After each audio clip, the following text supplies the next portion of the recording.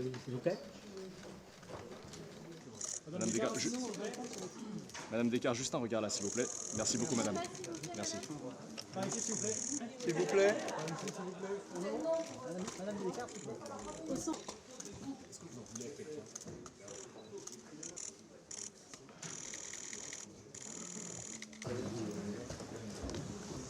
plaît.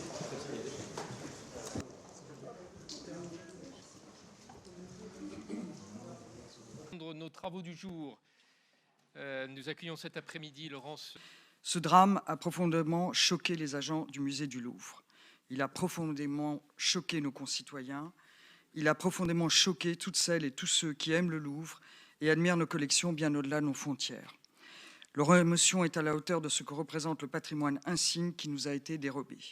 Notre faiblesse, si nous en venons directement au point faible, au fond, nous n'avons pas repéré suffisamment à l'avance l'arrivée des voleurs.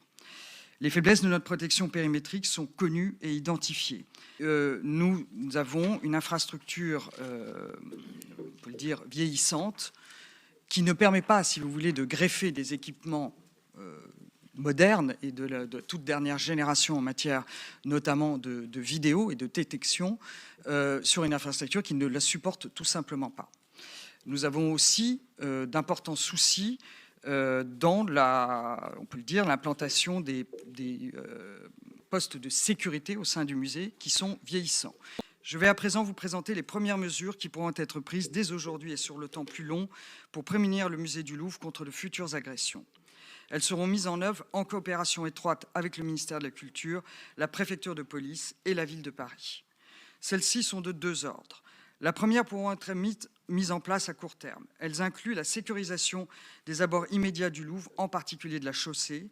Je pense par exemple à des dispositifs de mise à distance, empêchant que des véhicules ne se garent au droit immédiat de nos bâtiments. Je souhaite aussi solliciter le ministère de l'Intérieur pour étudier si l'installation d'un commissariat de police au sein du musée serait envisageable. Est-ce que ce sont les mêmes 80 millions ou c'est 80 millions qui s'additionnent? Non, le chiffre. Les autres mesures se déploieront sur le temps long dans le cadre du projet global Louvre Nouvelle Renaissance. Elles concernent la mise en œuvre du schéma directeur des équipements de sûreté que je vous ai présenté un peu plus tôt. Ce plan doublera le nombre de caméras sur les 37 hectares du domaine du Louvre. Il modernisera entièrement les accès par badge au musée.